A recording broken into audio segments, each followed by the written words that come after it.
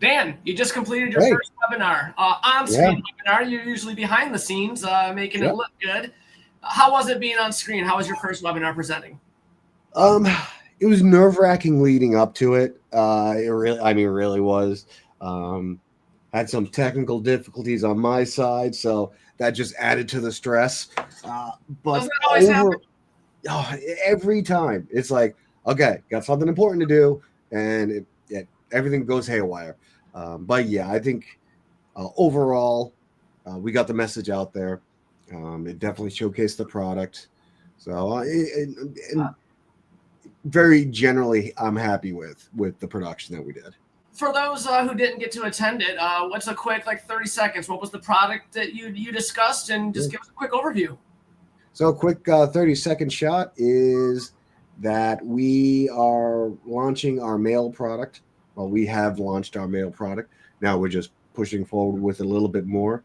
We now offer retention and acquisition mailers as well as retention letters to be sent to your shop's customers, to potential customers that are in the area, and get the word out there for your shop. And really, you're not competing in a crowded space anymore.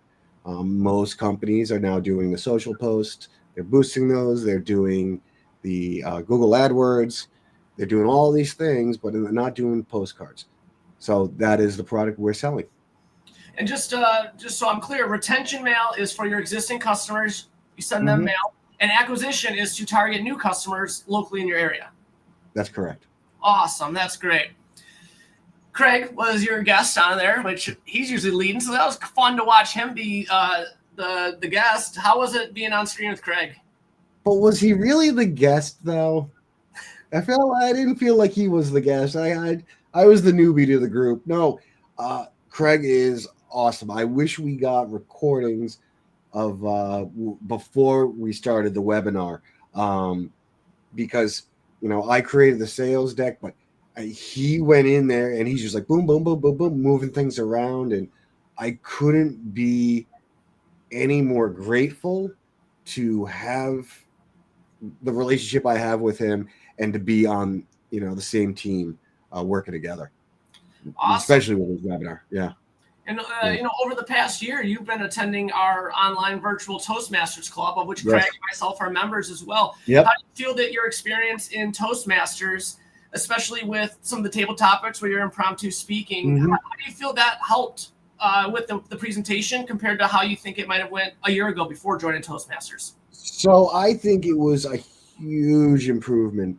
Now, I should state I'm used to public speaking, but I'm not used to staying on a track. I can before I used to be able to speak to the this I had to speak on track, and I think before Toastmasters, my I would say my self esteem was a lot lower when I first started. I couldn't. I felt like I couldn't get the words that were in my head out in a proper manner. But within time of being in Toastmasters, I got more comfortable with it. I was more cognizant of saying and using filler words. Now, I mean, I catch myself all the time saying but now I'll stop and not say anything, think my thought, and then continue on with what I was saying. You So I think it definitely was a huge improvement. I mean, you definitely are way more aware of when you're using ahs, ums, ers, and Yeah. filler words when at the end of a meeting, someone is going to say, hey, you said 5 times. You said Yes. 4. You are aware of it. I noticed that myself, Yep. even just after a couple of meetings, that Mm-hmm. I was so much more aware. And Yep. also, I'm more all right with taking a second, not making a noise while I'm forming that next thought rather than Mm-hmm. it's just you notice Right. it just sees Right. so much of an improvement. And really with Toastmasters too, it forces you to think logically about what you're going to say. Like you can give me a topic and I can rattle off on it about whatever it may be. I can rattle on for 20 minutes. This forces you to think about what the prompt is and put more of a thought process behind it. The last two Toastmasters meetings that I went to, I was surprised to find that my speeches overall were considered the best for two in a row. I couldn't believe it. I'm going for three. So I was amazed by that, by my content and the speech, how it went. And that was for people that aren't aware of Toastmasters and how it works. Half of a meeting is table topics, where you're going to get called up and you get a prompt and you have to speak for 1 to 2 minutes on that prompt right then and go. And you have to be ready to do that. And it could be anything. Sometimes we talk about an upcoming holiday or a place you've been or just a funny story. And you got to go. You have about 3 seconds to form your thought and start talking for a minute. And that's if you go with the topic. Now they do make it so you can speak on any topic you like, and that's what I've been doing. Yeah, because I just didn't feel the topics they were pushing out. So one of them was, how proud of my kids I am, and that one went over huge. I talked about my fear of flying and why I had that fear of flying. And it was good to be able to know that the words that were coming out of my mouth, that were in my brain, were coming out of my mouth, and they made sense to the people around me. Absolutely. So then that builds that confidence. It does. It really does. So, I mean, hey, anyone watching, you can join our virtual Toastmasters Club. We meet the first and third Thursday of every month. It's Remarkable Results Toastmasters. There'll be a link below this video. And come as a guest for free. Just come join us. See what it's all about. And see improvements.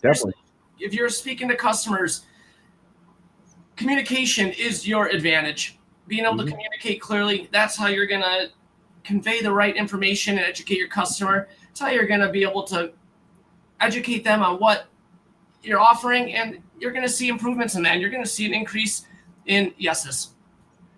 Absolutely. Yeah. And especially if you're in the marketing space, which we both are, it makes communicating with people less complicated. Yes. You and I had a discussion yesterday with the CEO of AutoFlow, Chris Coley. I always do that with Chris Coltier. And it was easier to get the words out of exactly what we wanted to say versus being spaz words and just, this is how we feel. And blah. We were able to really dial in and ultimately get the help we needed. Yep. Yeah, it was great. Yeah. Any other thoughts on presenting on the webinar, Toastmasters, Craig, your hopes and dreams? Hopes and dreams. My hopes and dreams are this mail product takes AutoFlow to a whole new level and compete with IDVI in its popularity. And like I said, everybody know I don't think I'm out of line saying Greg is one of the best speakers that I know. I mean, he goes to the conferences and he's always on stage and he is so comfortable with it. He makes you feel comfortable with it. Yes, I agree 100%.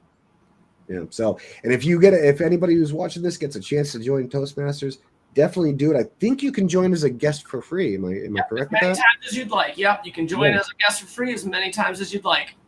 Yep. So there's no commitment. You don't have to do anything. We encourage it. We encourage you to jump in.